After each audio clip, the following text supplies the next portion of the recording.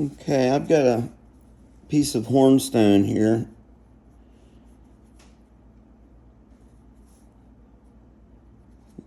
Need to remove this cortex, and I'm just going to try to thin it down, and we'll see what we're left with. I'm just going to use direct percussion for this. I've got my 3 sizes I use most. I just filed the caps on them, or not caps, but the ends. These are solid copper. So let's see what we can break. Let's see what I can break.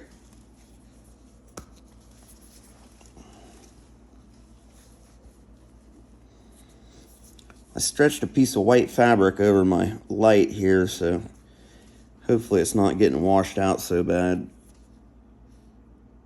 It looks a lot better in the camera or in the phone.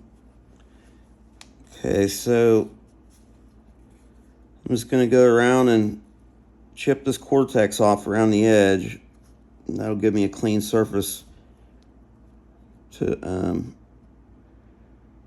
well, I probably won't work on this side. I might remove a little bit of this bulb of percussion, but I'll work mostly on this hump side here first and try to get it squeezed down a little bit.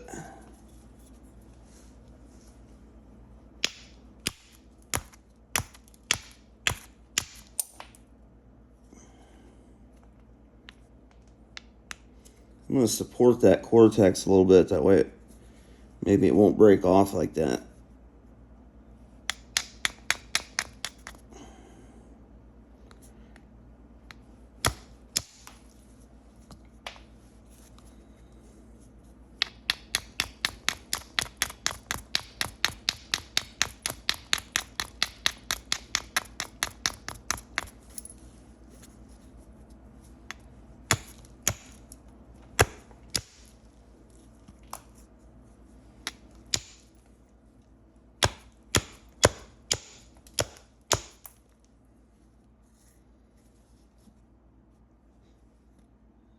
Being a little bit stubborn there.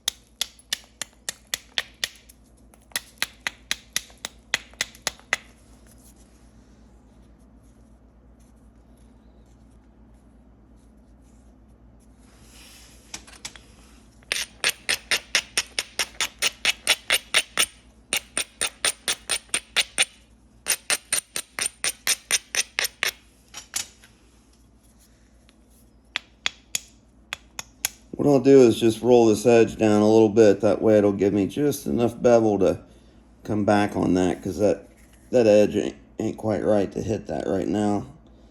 So I need to drop this way down that way.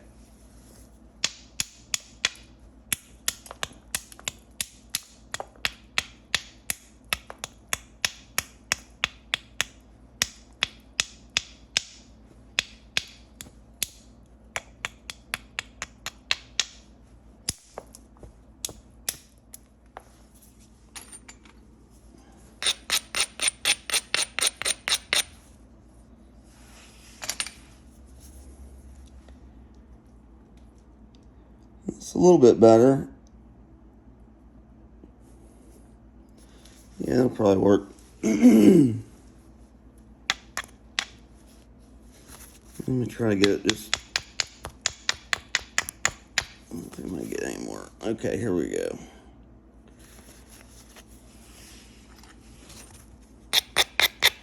We'll start up here at the tip.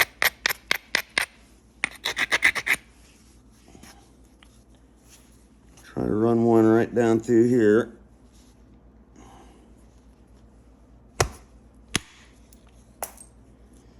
Okay.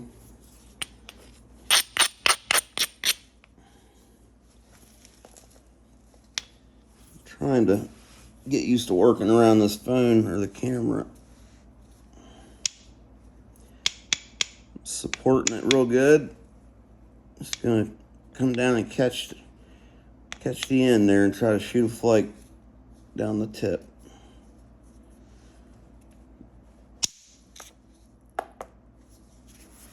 That was nice. That was real nice.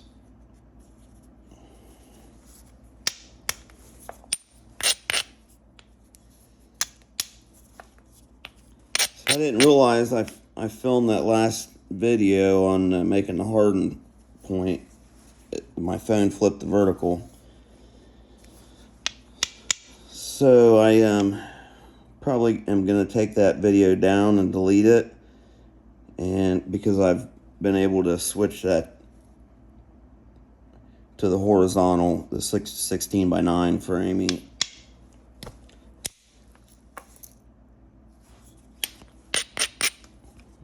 All right.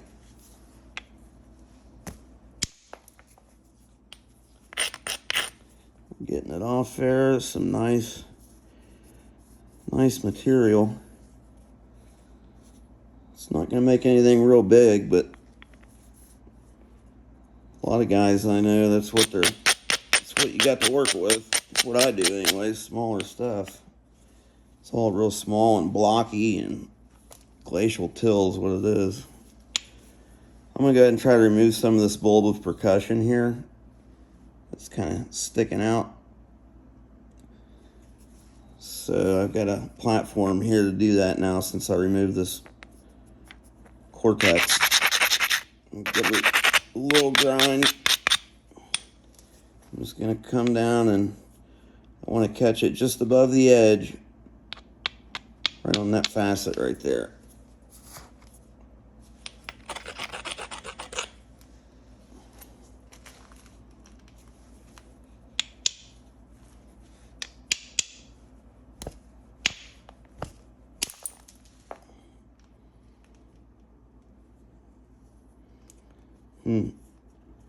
There's a crack in there.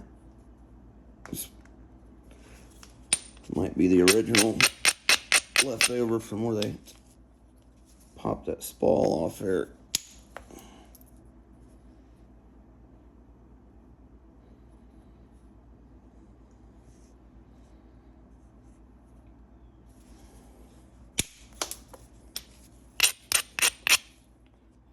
Steppy McStepperson.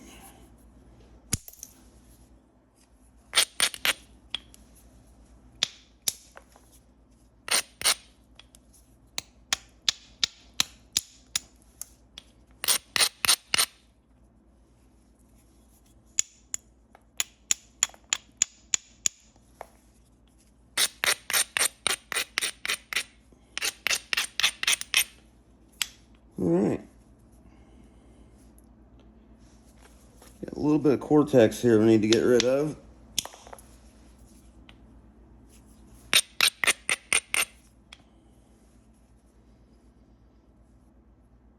Okay, so since this is our steepest side, I'll probably go ahead and bevel this up.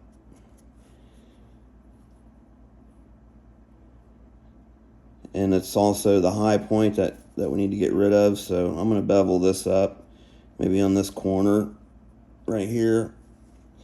That'll probably be some excess. If we put our point right here, this will be some material we won't need anyways, so I'll bring that up and try to shoot some thinning flakes over this thing, some substantial thinning flakes to get rid of all that thickness. Get it off there right off the rip.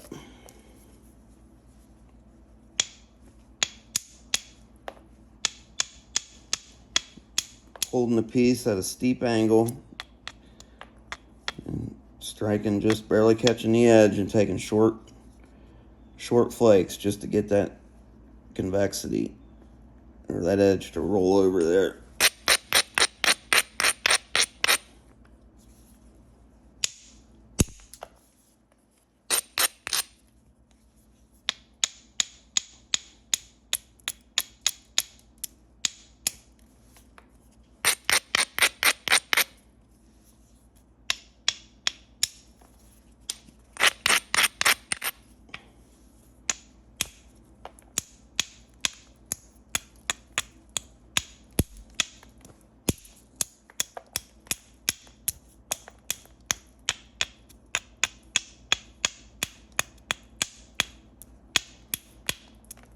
We don't have to take it all the way to the top, just as long as we get to where we can sneak up on that other side.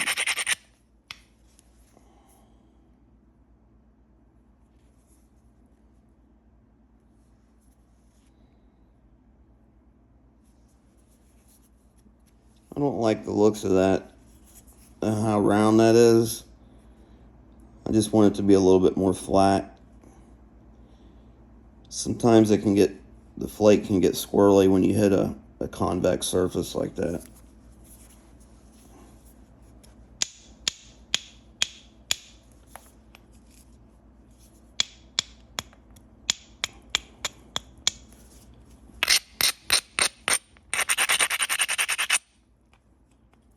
Not the cleanest platform in the world, but it'll work, I think.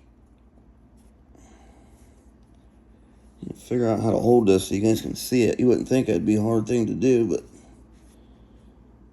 it is challenging. Okay, so we've got our edge turned. I'm going to take some flakes across here. I'm just going to try to work out in front of the phone here in midair.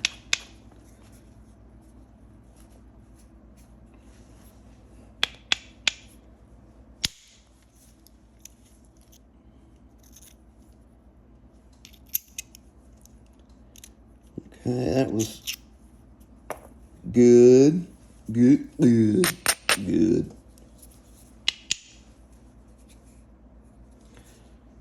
I think I'll take a short one here since there's nothing in front of me. How that last flake fanned out all the way over here, so I'll just take just a little nipper to move that over a little bit, and I'll keep moving it. That ain't bad. Now I can shoot straight up into there.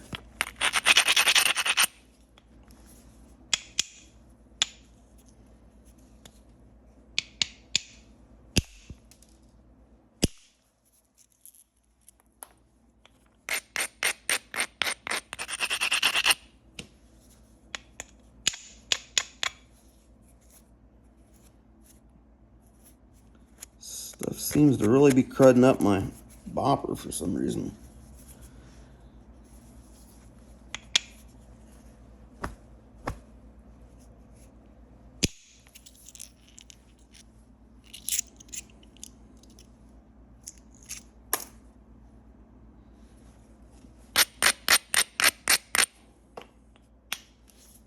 Okay.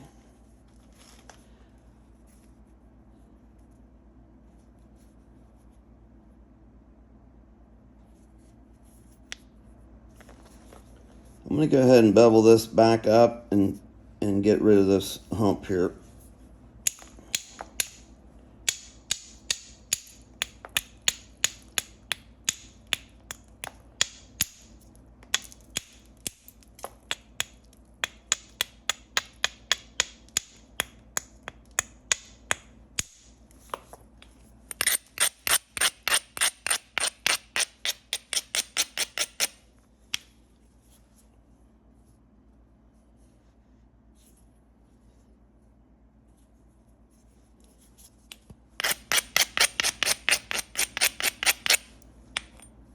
I am knapping inside. I definitely don't recommend doing this because of the silica. this is a temporary arrangement for me, and I don't do any real big work in here. I just chip around on smaller stuff, so no spalling or nothing like that. And I've got a ceiling fan over top of me, just on low, so it kind of makes the dust settle on this painter's tarp. And I'm a bachelor, so I can get away with, you know what I mean, I can just stretch out a tarp in the kitchen and start flint knapping.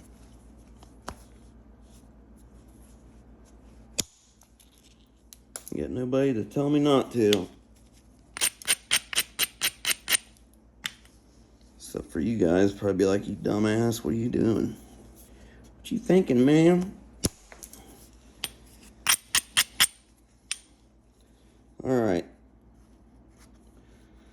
So we got a few flakes sent over there. I'd like to get one more right in here.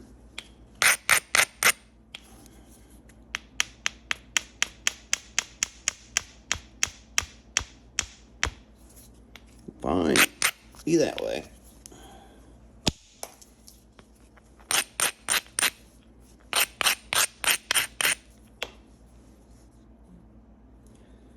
That's a real nice ridge. I mean, it's set up perfect. I can't pass that up. I'm going to shoot one across here.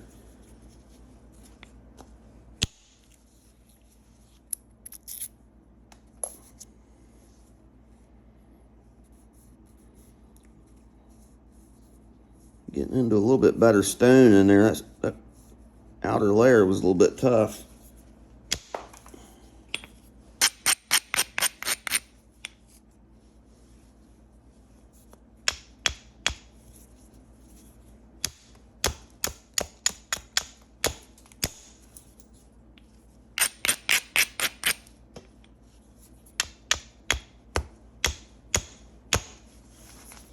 Alright, so I'm going to have to do something drastic here if I want to have any chance of thinning this thing out.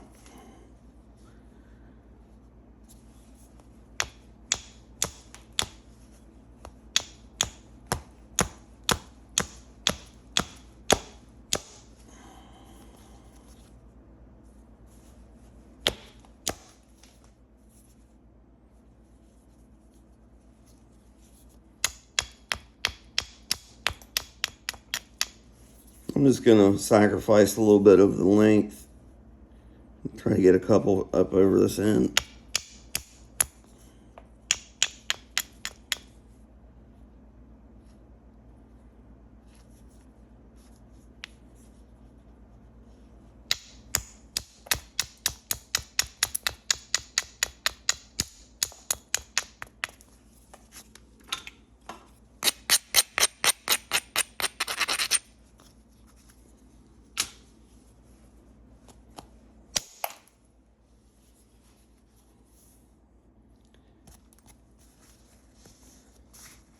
I had to give that one the beans.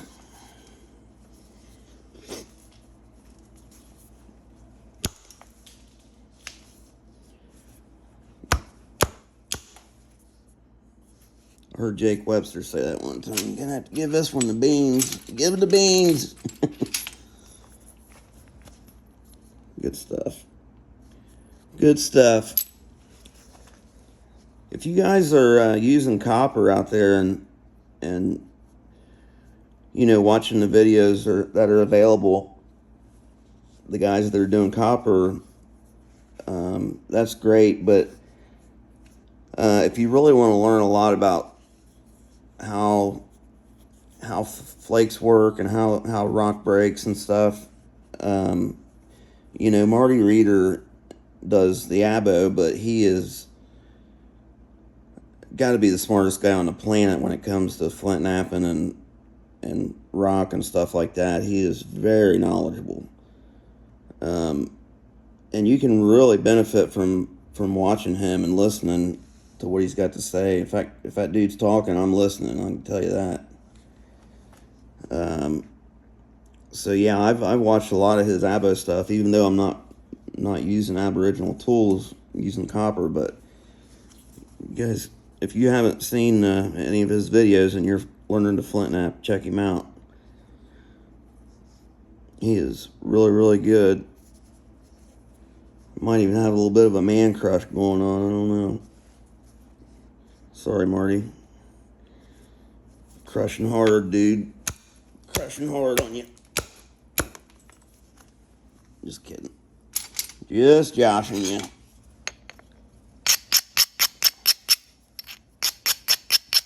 But he is an excellent napper. Best around, in my opinion.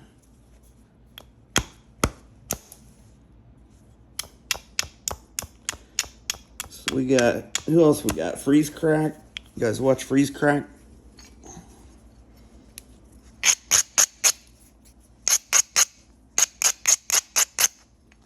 He uses mainly copper too, but he's an excellent napper as well. I've learned a ton from him. You know, you want to watch as many people as you can, or I do anyways. Man, that's a tough spot.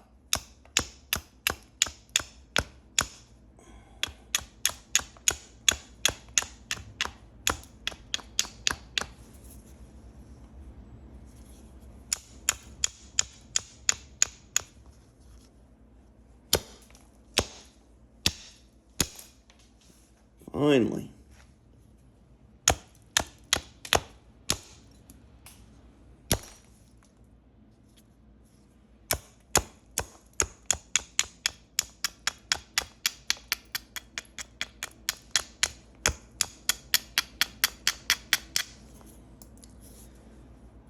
So this is kind of where the indirect can come in handy too.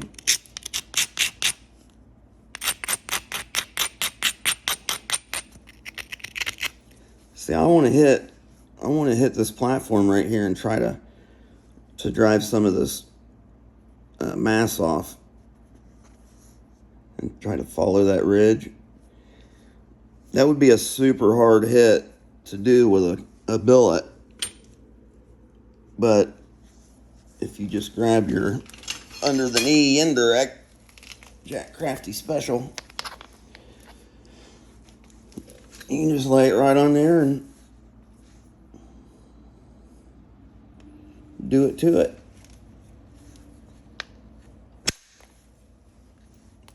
Of course it stepped.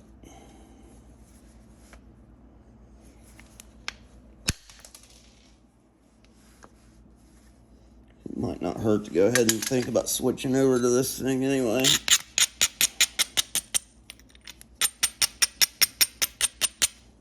I thought this piece of HornStone was going to be like butter, but it ain't.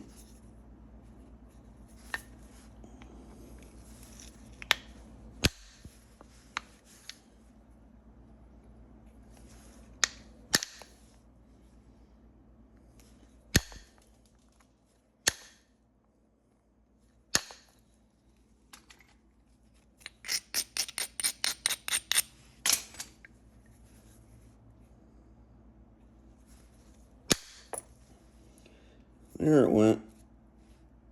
It was a beautiful flake. It helped us out tremendously.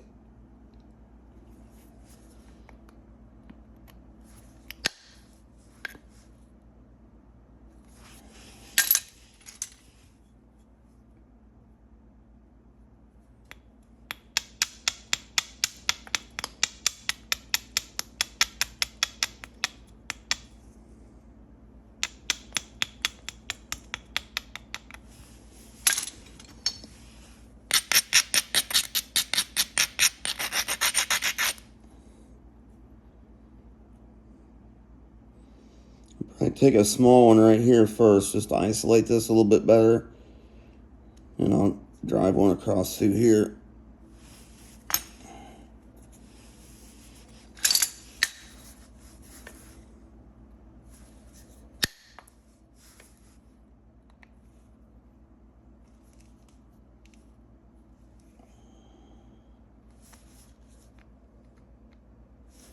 You can control the thickness of your flake just by moving this workpiece, getting a bigger bite or a lesser bite on that edge. If your platform's good and solid, you know, you can just barely set it on there, or you can just put the whole edge on there and it'll take a deeper flake. That's what I'm going to try to do here. I don't want a real long flake, just something kind of nice like that.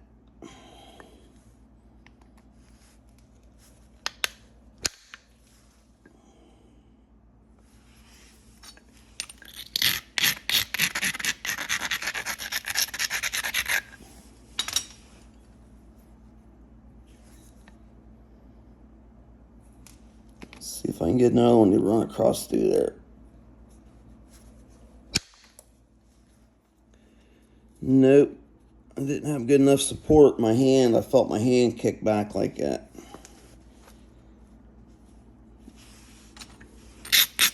It's important to pay attention to all these things. What's going on can really help you. So in that case, I'm going to take my other leg here, put my back of my hand up against there, and pressing in with this hand, squeezing in with my leg, creating that pressure. That'll take a longer flake.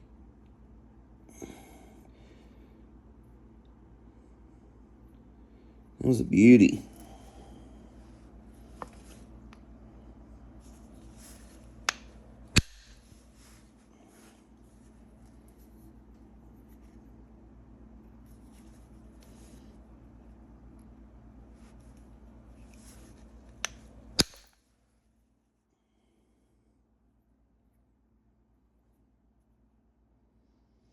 It's helpful a lot of times to, when you're working on thinning your base, to thin up from the corners first, and then thin from the base. You'll have less to remove, and it's usually easier to flake off of a hard radius like that.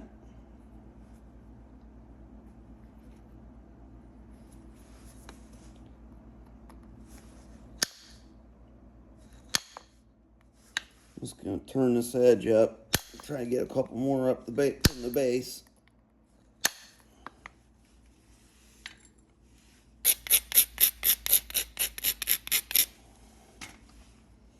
I guess I need to figure out what I'm making here.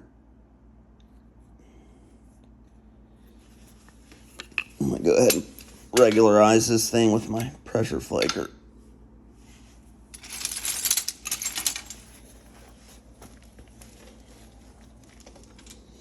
If y'all have these rubber pads, I know a lot of people sell them, these flexible rubber ones. You know how they get wore out and the flakes stick through there and stick in your palm?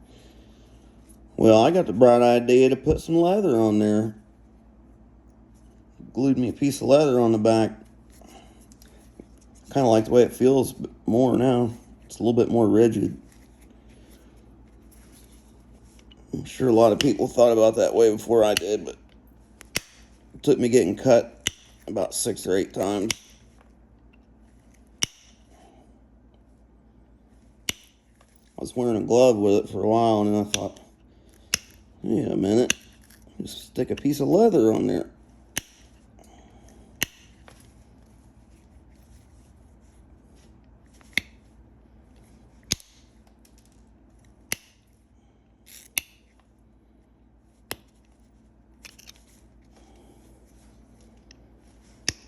Who else is good to watch? Ed Mosier, John Tuttle's got some stuff out.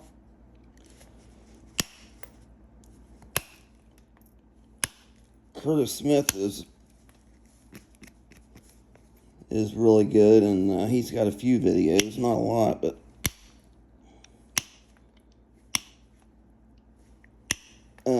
knapping stuff. Oscar, he is getting really good. I watched one with him pressure flaking a Angostura, I think, with some buffalo horn.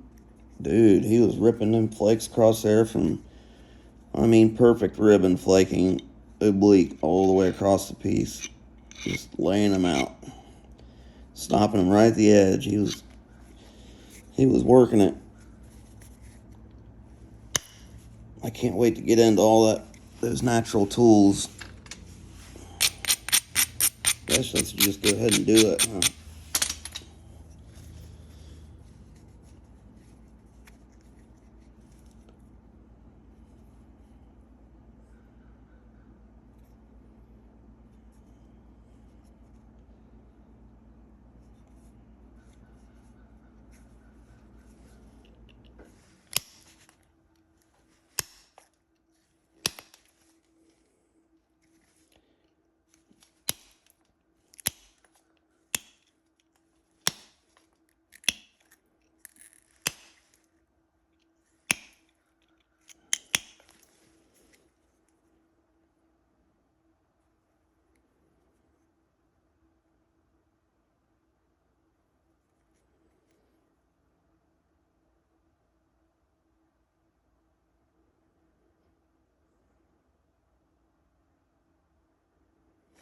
Maybe I'll try to make a jack's reef out of this thing.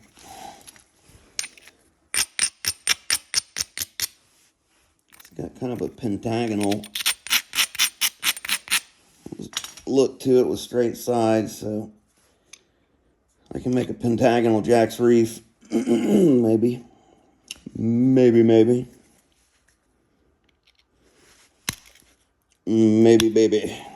All right.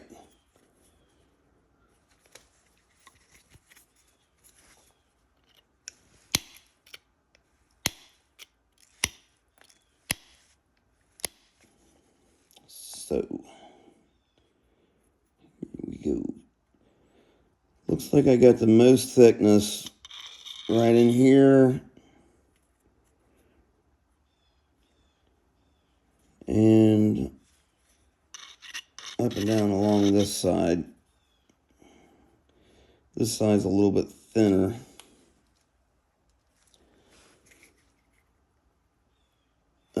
Let's see. What do I want to do here? Okay, so since I'm already beveled up here to this side, I'm going to take a few thinning flakes across here.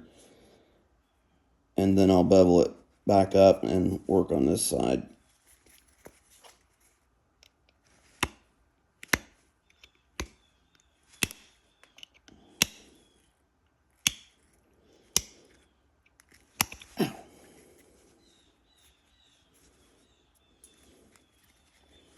Got me.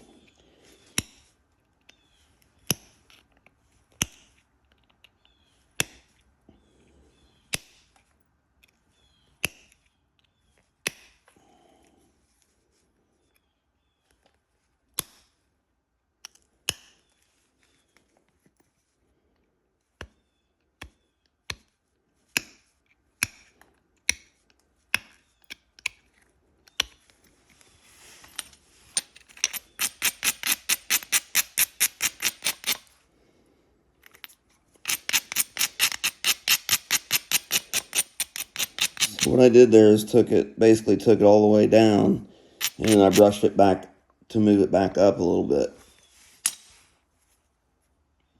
Just a little bit, because having that little bit of convexity right there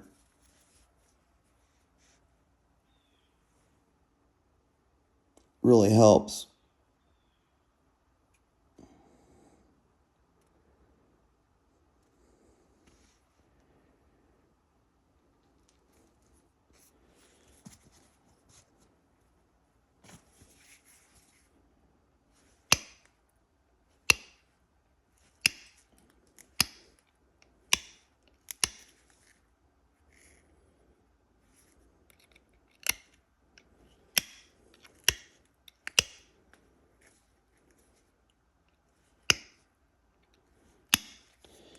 You can usually come back and look at your edge, and if there's any bumps along your platform, you can just go ahead and pop them back off there.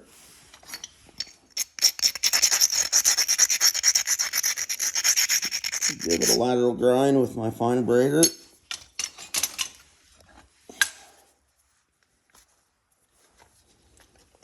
Grab our indirect percussion tool.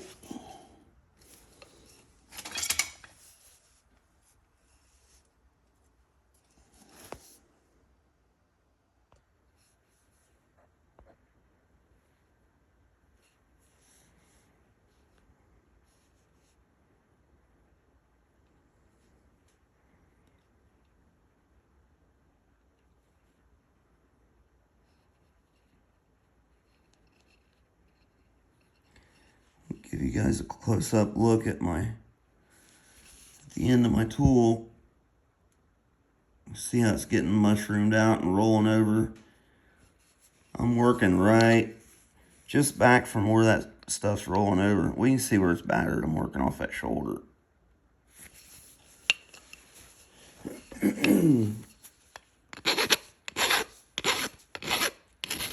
Get rid of that lip. Trying to get some of that rock dust out of the end of that thing.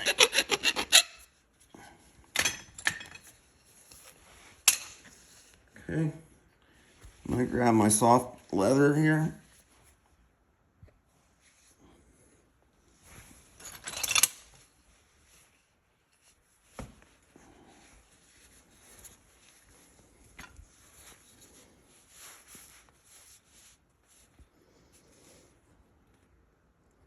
I'm going to work from the tip.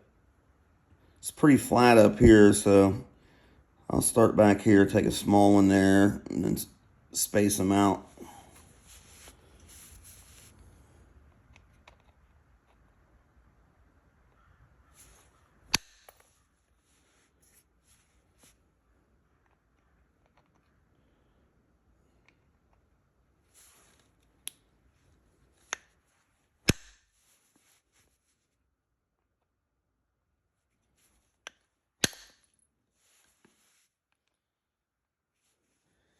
Need to remember to put some back edge pressure on this thing. Back edge support.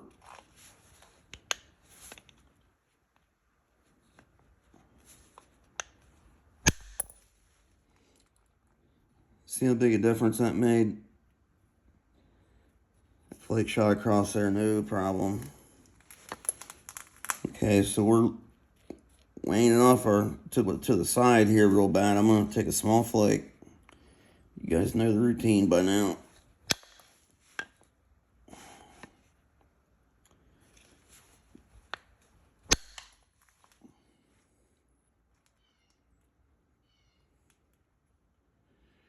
And one more.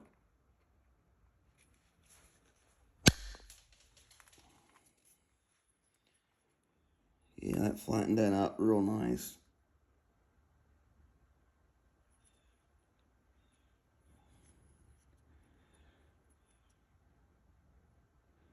So, what next?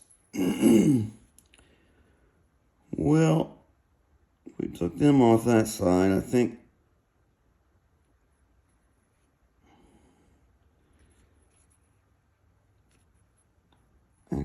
I need to just bevel this side back up and hit this right across here. Maybe I can sneak one in from the base if I can do it without breaking it. Yeah.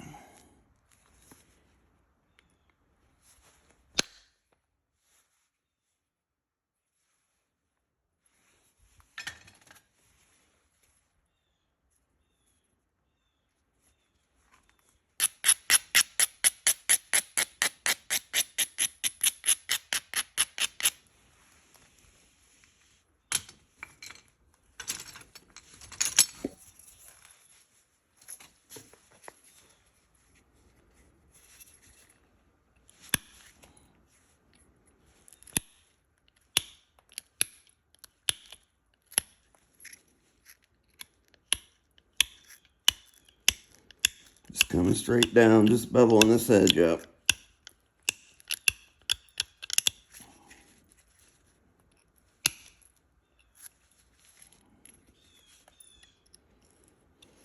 Those big nice ridges are nice, you know, make a perfect looking platform for a flake, but don't really need a flake there, so I'm just going to go ahead and get rid of it.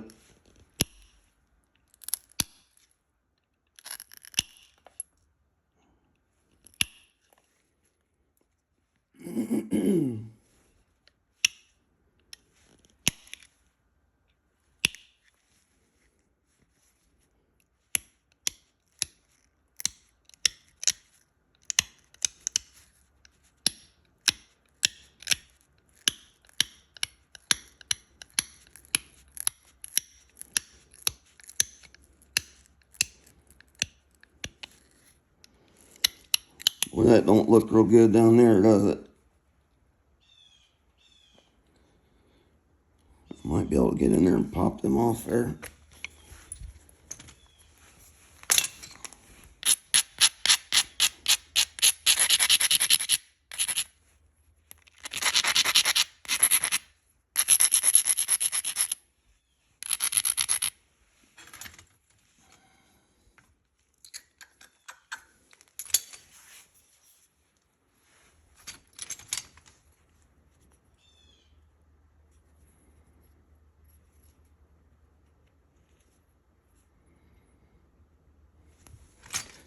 We're almost there. I need to raise this up a little bit more in here. Or lower it, actually.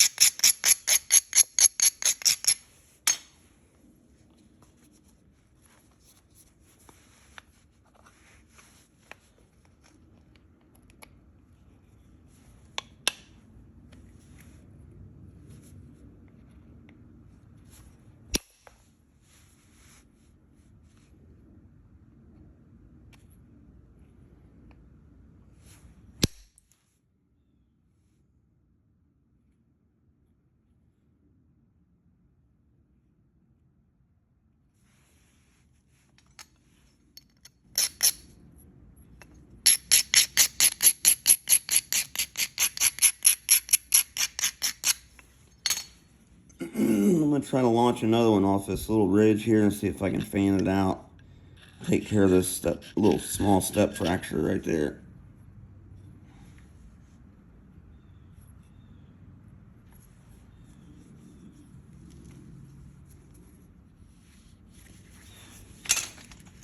I don't know if that's going to hold or not.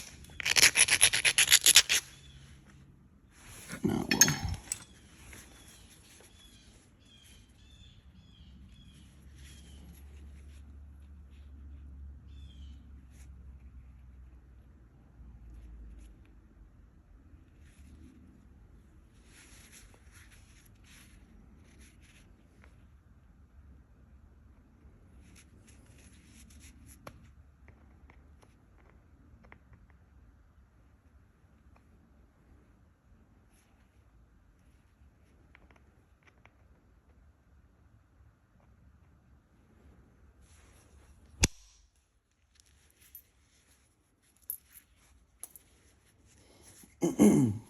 You got it.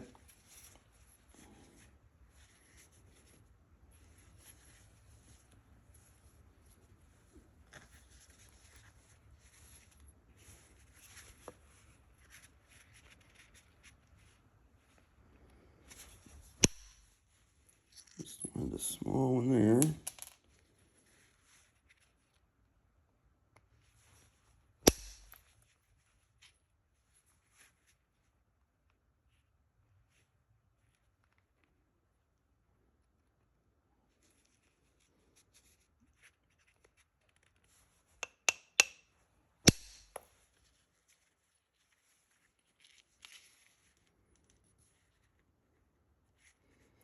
Boy, it tried to step right there. It almost did, and then it rolled over it and kept going.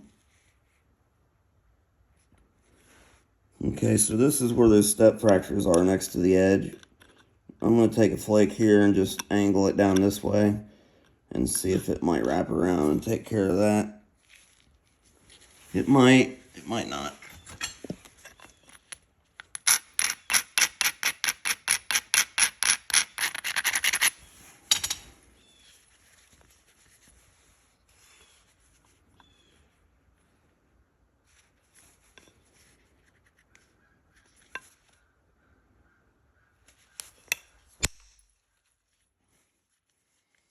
And it didn't.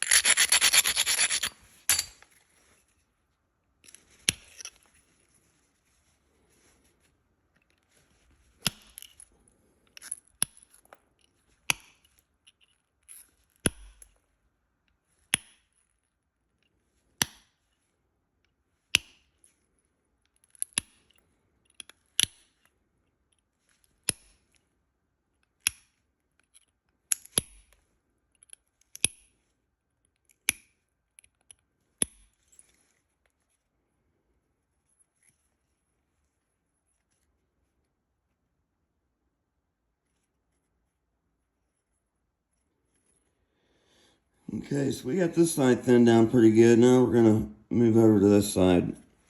I did that a little bit different than I usually do. I usually will thin from this side and then flip it and thin from the opposite side on the same edge on the opposite side. And then from there I'll flip it end for end and then do the same thing.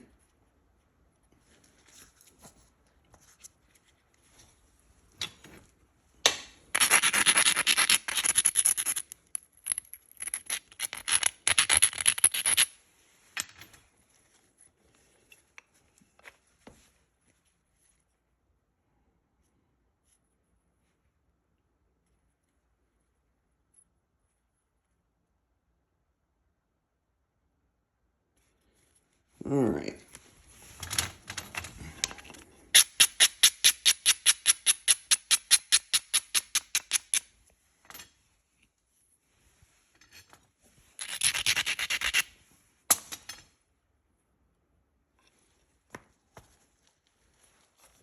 Okay.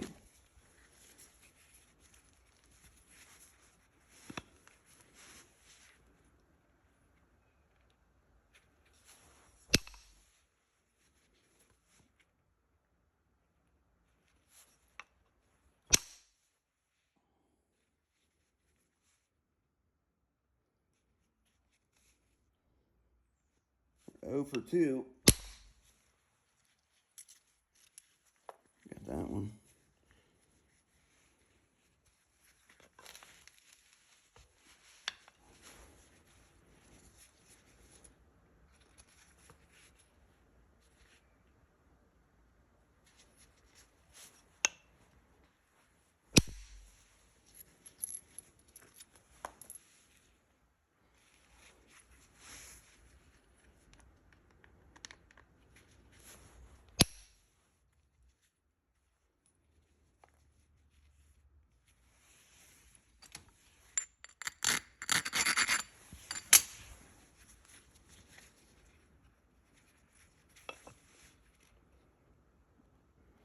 This is going to be the one right here.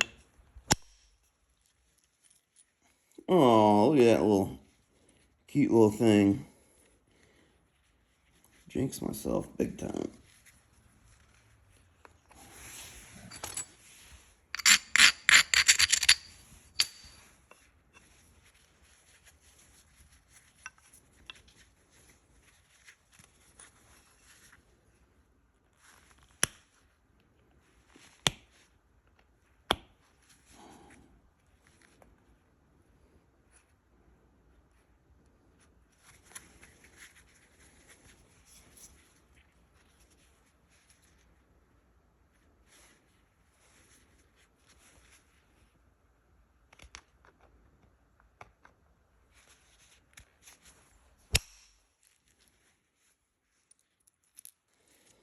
Man, they're just not wanting to get across there.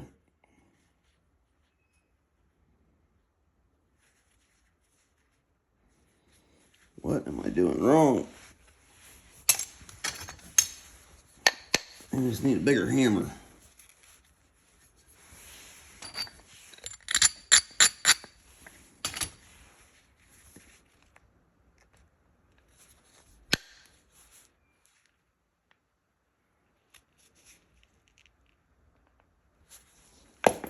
I wasn't using my back edge support.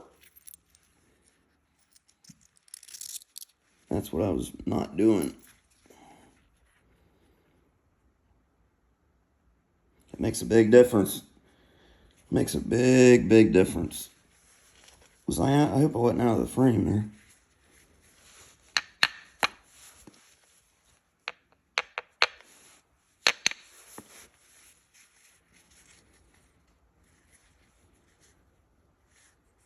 Okay, I'm going to go into pressure flaking mode here.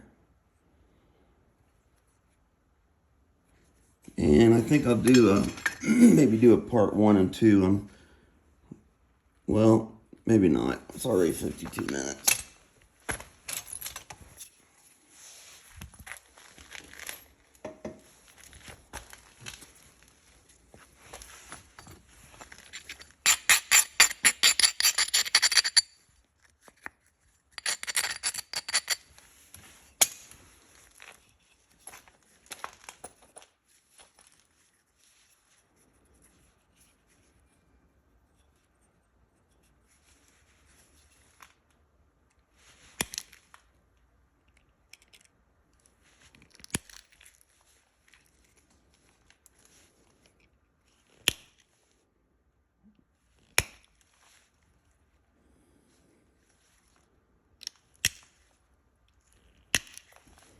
I'll tell you another one that can run flakes across an Angostura is Jason Newman. He's got an Angostura video out, and it is crazy what that dude does.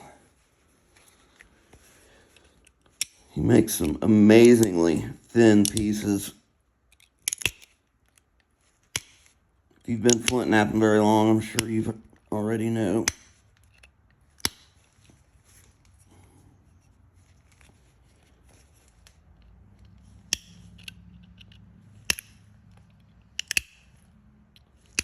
Who else? Oh, I'll tell you somebody else to watch. And I didn't find him till just recently. Is Jeff Gatewood.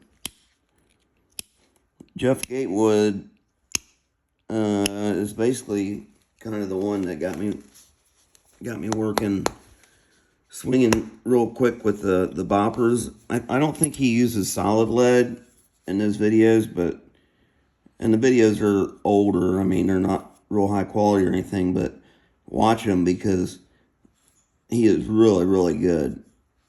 And the more people you watch, the better off you are, I think. That's my 2 cents anyways.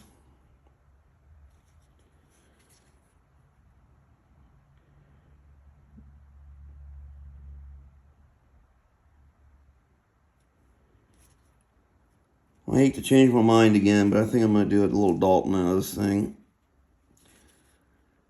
The Jack's Reef I need just a little bit more width. It's getting kind of narrow. So I'll make me a little Dalton out of here.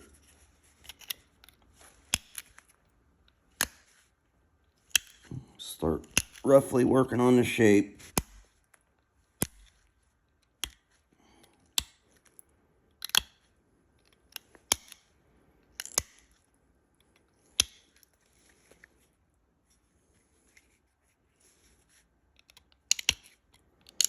About a toothy Dalton. Let's do a toothy Dalton and show you guys how I do my serrations.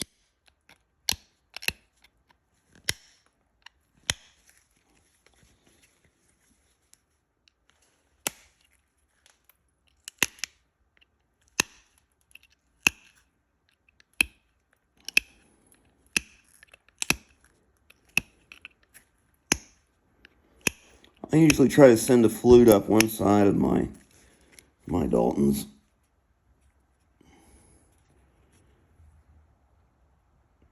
This side there's pretty flat. I get some thickness here, I'll take it. Try to shoot it up from this side. Don't have to be very long, just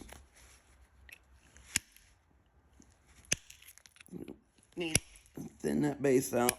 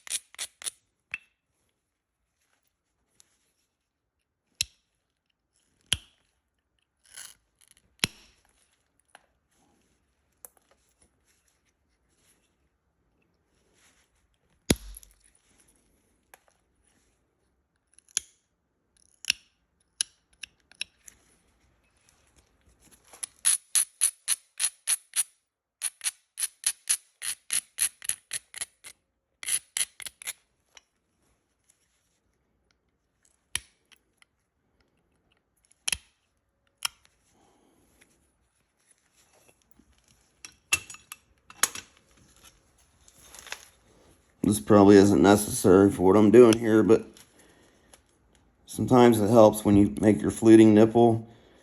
I use my horseshoe nail, and I'll come in and take a couple little flakes behind it, just to release it, help release it.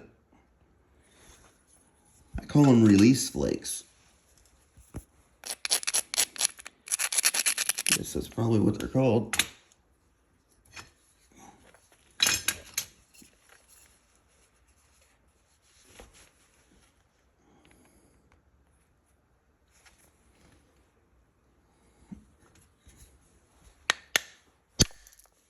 Give her a little pop. And I almost got my step fracture off there.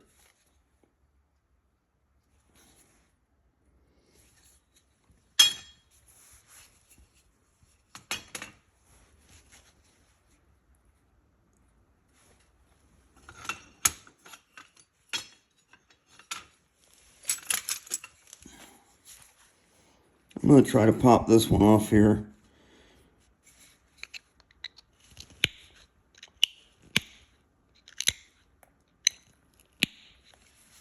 Yeah, made it worse. Something weird going on in there.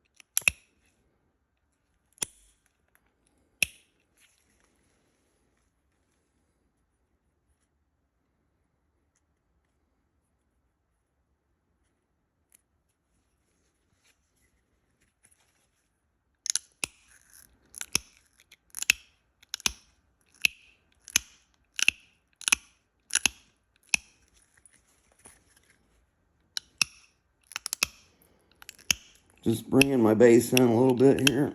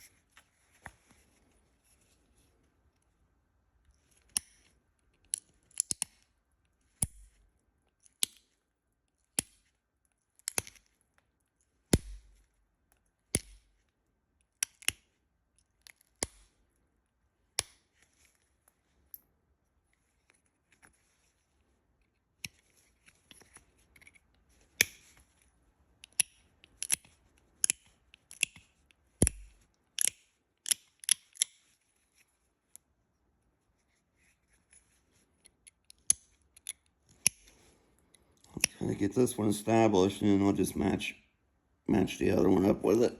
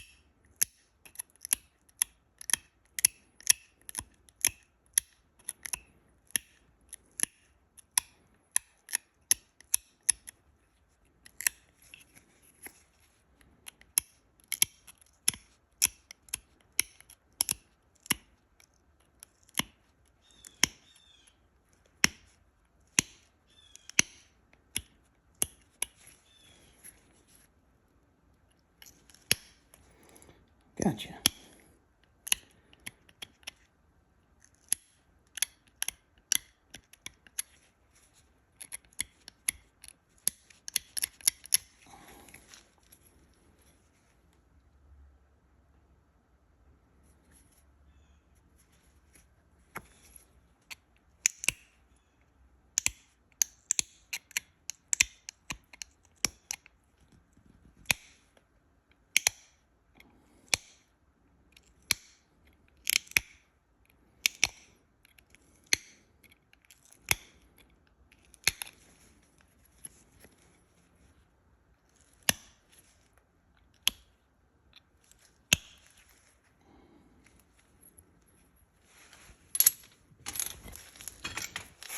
put it off long enough.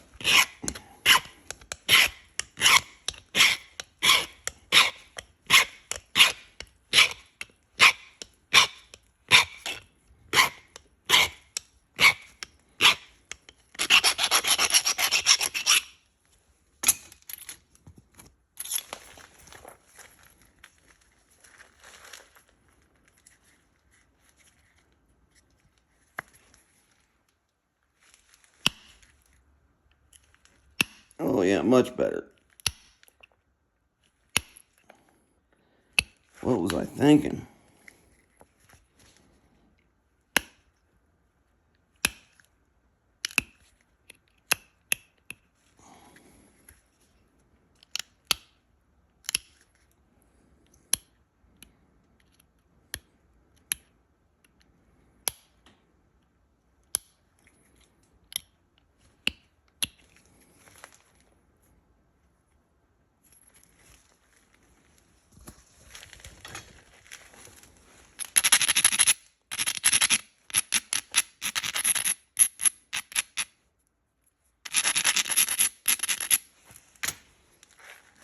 Kind of a stubby Dalton, but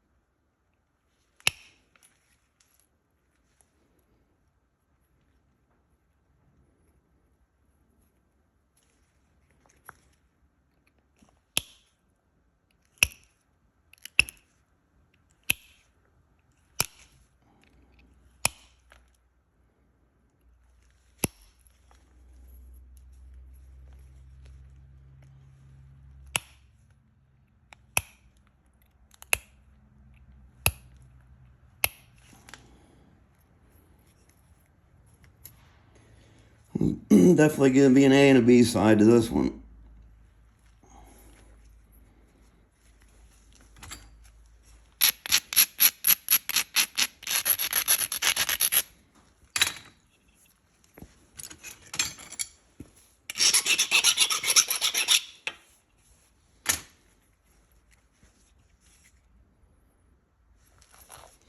Wonder if I can use my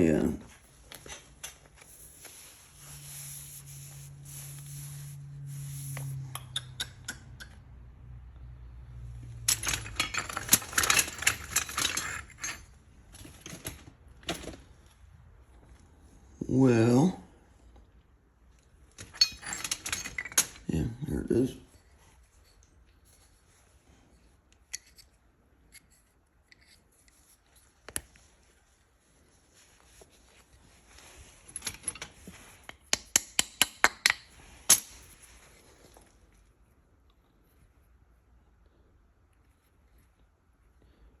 I'm going to use this buffalo horn to try to send a couple flakes across here.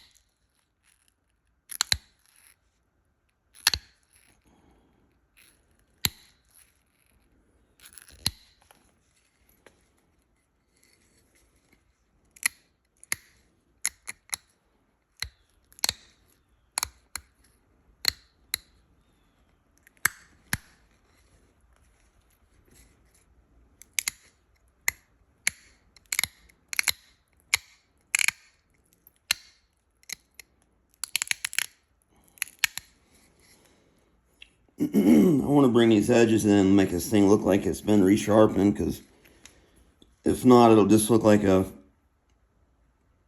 first stage big round Dalton with round edges, just shrunk down to a miniature size.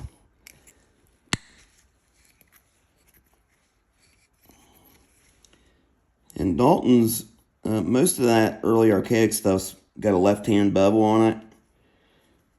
But Dalton's usually, for some reason, have a right-hand bevel. The ones I've seen have, anyways. Not sure what the reason for that is.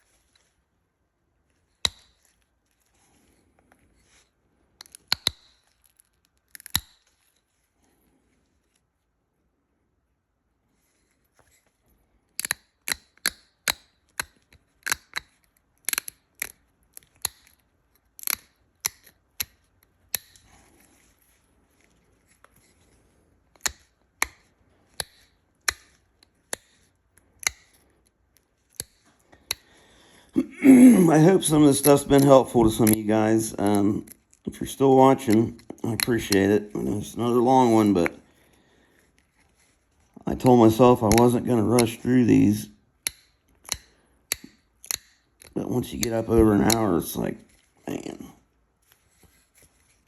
it's a long time to sit and watch a video. I don't mind it, but I'm sure the majority of people would rather see something a little bit shorter.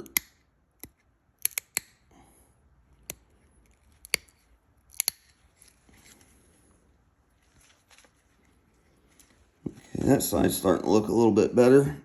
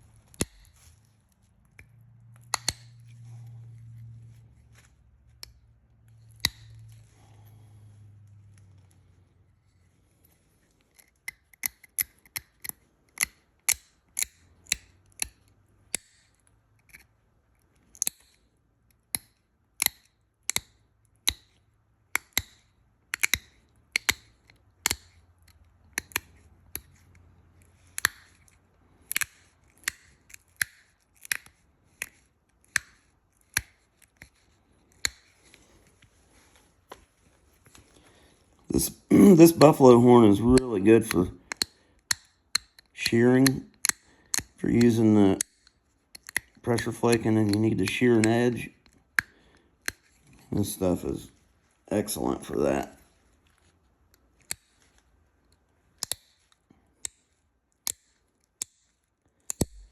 Definitely has a much different look than the copper.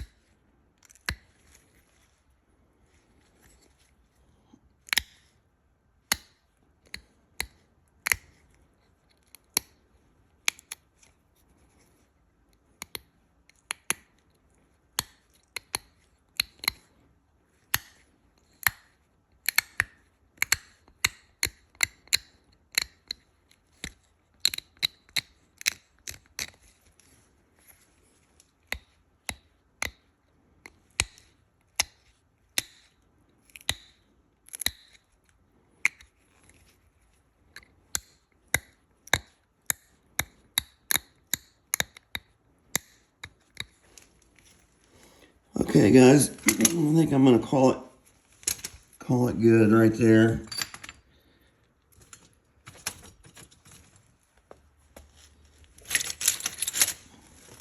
I'm just gonna grab something and grind this.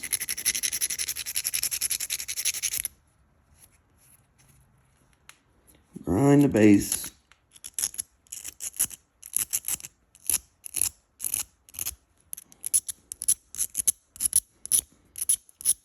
These Daltons are pretty easy to make once you get the hang of them. I guess just about like anything else.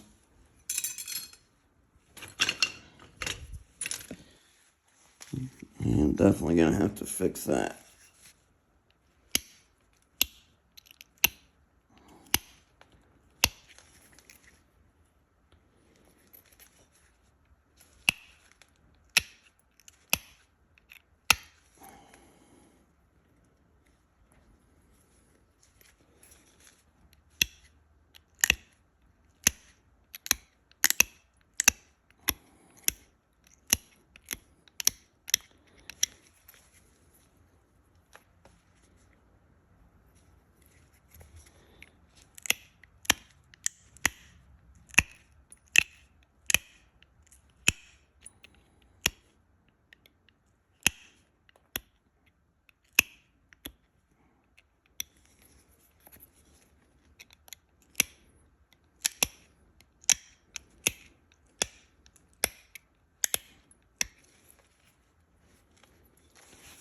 That's a little bit better.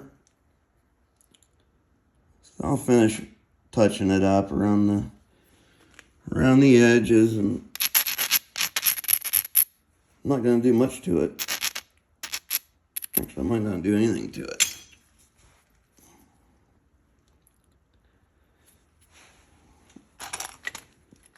Let's grind my edge one more time here.